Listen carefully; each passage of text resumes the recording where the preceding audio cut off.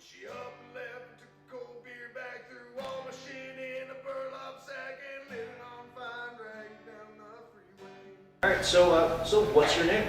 My name's Richard Pound, Johnny No Cash, if you will. Cool. And what was it that brought you to the city? Man, there's a lot of things that brought me to this city. Change, growth. I needed to get the fuck out of where I was. That's it. And I think this is the city to play music and maybe try and find myself again. So I grabbed my bag and gave my parents a visit, and asked them for at least $40. Well, they told me off and released the dogs, and the ground was soft and I fucking log. Long story short, 38 cents in my hands. Did you ever hear from your dad's old bandmates? Ever hear from any of them? Like, do they Are you kidding me? try to contact them? Are you kidding like me? that? Are you kidding me? Really? Sure, you never know. No, I don't hear from my dad's old bandmates, man. Like, it seems like they've been erased from the planet. It's, it's funny that you mentioned that. My dad's band and I have zero connection. It's almost as if, it seems like I was just born and that was it. There is a legacy that I'd like to keep up, but it doesn't seem like it's going to happen. I'm not sure if those guys are drug addicts, sitting on the street, fucking whores or whatever. I have no idea, but it seems like they're completely non-existent to me. And it's unfortunate because I'd like to, I mean, that's the only way I know about my father's legacy is through them. And of course the movie. That's it. As far as where you're at now, in terms of, the punk scene is unfortunately kind of faded out, whereas you're kind of one of the last torchbearers and being more of a solo than anything else. How do you feel in terms of, I guess, where you're at now musically? It's a tough one.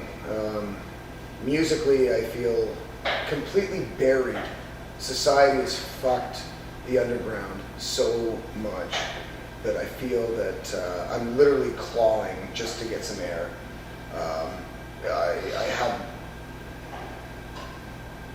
Society is just so full of R&B and hip-hop and all this fucking indie rock that like punk and metal and any kind of underground stuff is just completely buried. So my little tunes will never see the light of day.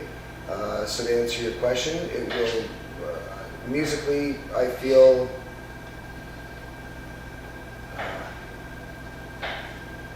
irrelevant. Irrelevant. I do this for myself. I don't do this for money or to get known or to be on the radio or to influence anyone or inspire anyone. I do this for myself. It's literally like a drug. Oh, that's great. I can respect that. I went to her friend Jenny's house one night. When I said my name, I got pepper sprayed. She called the cops and I ran away and ended up in a bush of crazy ash. Now why does she want to have nothing to do with me? Well, maybe it was that one gambling night. I said my name was Ferguson. Looked up his ass and ain't no motherfucker hooked on cocaine. She screamed and swore and tore the place apart. Oh yeah, that's right, to this finger inside clothes. She see my size, so I gave lies, and the boys drew Tony. It was all surprise, and the coke and the hookers, I had nothing to do with that. Just working getting in the hands of, say, some of your old bands, or some of your dad's old bandmates, or even the old man, or things like that. Do you have any messages you'd like to impart to them, or even anyone else just watching this? Oh man, if my old man's bandmates see this, I would love to work with them. I mean, as you know, I'm a huge fan. I think they were pioneers in the Canadian punk rock scene and like DOA, and without them, I probably wouldn't be the person I am today. And absolutely, I know I'm a bit younger, but they have that energy, that kind of soul, that punk rock soul that I think I connect with, and I would love to reunite with them, or just unite with them. Sure. I'm not sure if they want to with me. I mean, then again, I'm a younger generation, so whether they accept me or not is up to them. But I would love to show them what I got and say, let's fucking do it if you're up for it. Actually, that would be pretty fucking cool. That would be cool. So, Well, she can't think that she can get away with this. But when we're start singing a song about Papa John's and dirty calls, still singing the song about Robbie down on 120 so then why did you get the camera crew here? Why did you ask us to come out and kind of document it, I guess? Well, I think for a number of reasons. One is that I think that the punk rock scene is dying, and I think this is one way to kind of, for a lack of a better word, exploit or to show the world that this is still an active community. That there are a lot of people like me and like you and like the people on the street that love this music and want to express themselves in a very different way than, say, Rihanna or some of these fucking top 40 people express themselves. And I'm speaking from the heart, and it's true. So if you can relate to it, or if you believe me, which I'm as honest as it comes, maybe it could influence you, and maybe you'd understand that this is a community of brothers and sisters that needs to exist.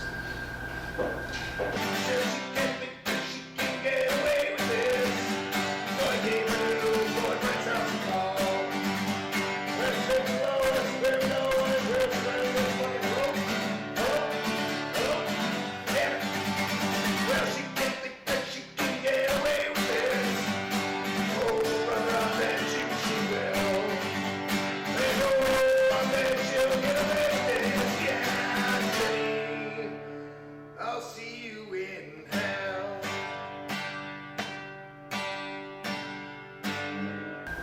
It's really difficult these days I feel, to make your mark in the music industry. You really need to be unique, and you have to be honest, and that's the biggest thing. And honestly, I got my fucking guitar and myself. I don't have a band because they fucked off. They're a bunch of fucking assholes, and they're materialistic, money-grabbing fucks. They wanted to make it big, and I was like, listen guys, we're playing music for the sake of our well-being, like a growth, like personal growth. It's not about money or being on the cover of People magazine or the next Nirvana or anything like that. It's about,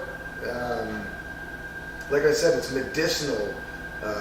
It's almost like a medicinal product, and these guys just didn't get it, and that's why it's just me. And that's why it's just me and my guitar, and I will never make it anywhere, and that's okay. That's okay.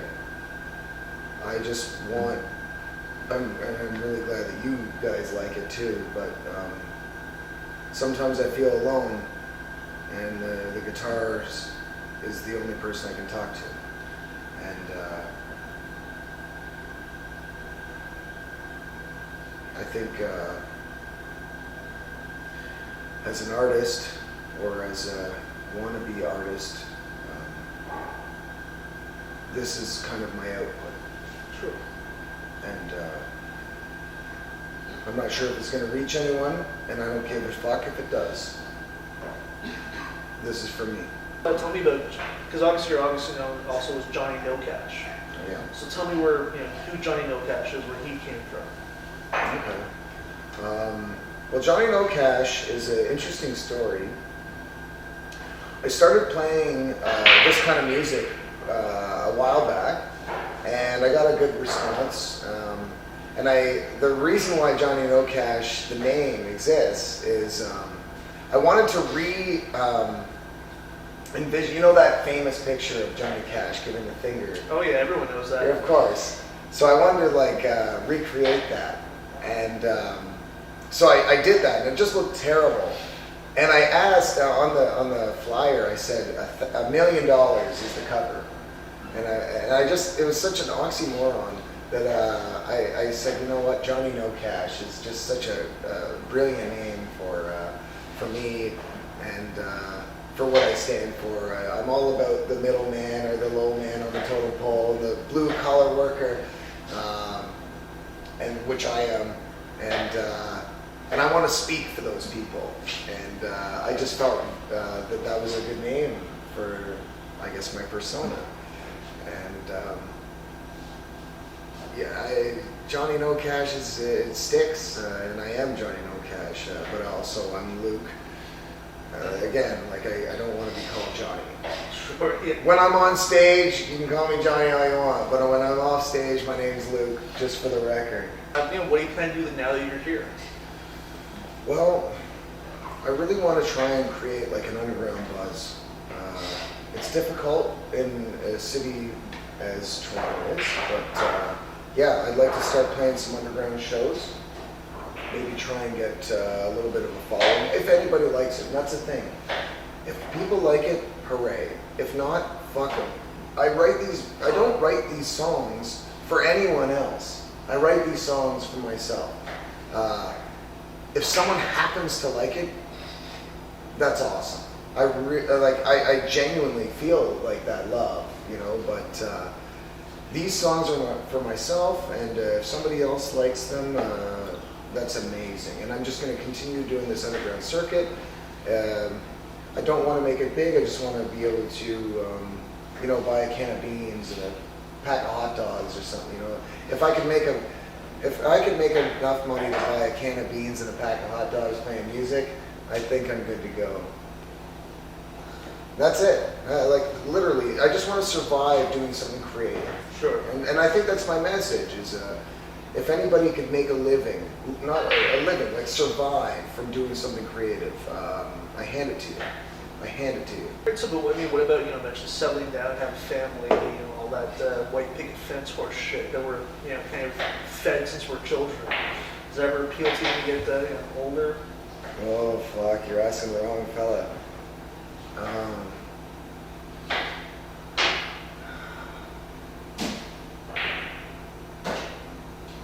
Of course, if there was a lady, that would be nice. But I don't know. I think girls these days, or however you want to call them, they want stability and success, and unfortunately I can't provide that. I'm kind of a lone ranger, a nomad. I'll be there for you. But I'm an old soul. I don't expect a white picket fence and two-car garage when you're coming with Johnny No Cash or Richard Pound, whatever you want to call me. It's just not going to happen. However, I am a romantic, and I don't sleep around. I don't do this shit. I'll just jerk off. Did you get hooked on as a kid? Said, yeah, that's, you know what I mean? Actually, whenever I was hitchhiking around, I met this guy named Beer Can Dan. And this guy was the most influential man I've ever met. Beer Can Dan, another shedder. Man, this guy, he's dead now. He hung himself when he was 23. Which is it's awful talking about. This guy completely changed my life. He was such a metalhead. He was a fucking hardcore, to the bone metalhead. But yet, he played this beautiful acoustic folk, kind of street punk, or street, hobo music. I never heard nothing like it before in my life. And he was all drunk and he was playing it, and I was like, what the fuck fuck is this? What is that? And he's like, this is my music. And I'm like, well, what do you call it? And he was like, this is just my music. And then he hung himself. And I said to myself, I have to continue this legacy of him.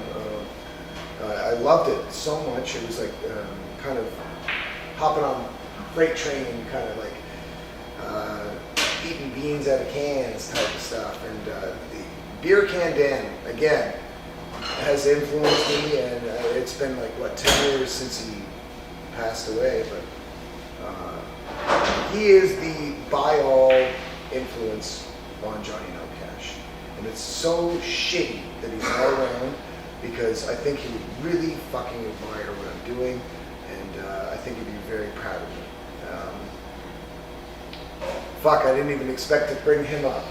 That really sucks to bring him up, because it makes me sad.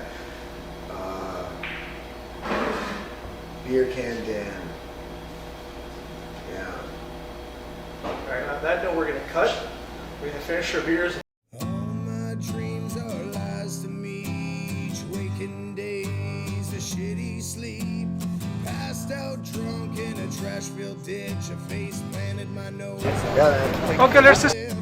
I look through the shit that I scrape from my eyes, and the guy in the suit says I don't qualify.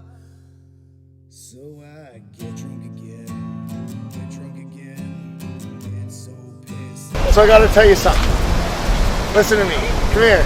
Is the audio on? Come here. Record audio on this. So they're giving away free beer here, apparently. And we're not allowed to drink it. But we're drinking it. And the cops are gonna come, we don't give a fuck. My life, and every fucking word points to suicide. So I try to live every day the best that I can. When I look in the mirror, I don't see a man, so I get drunk again, get so pissed that I can't even stand. Get drunk again, get so hammered that I piss in the wind.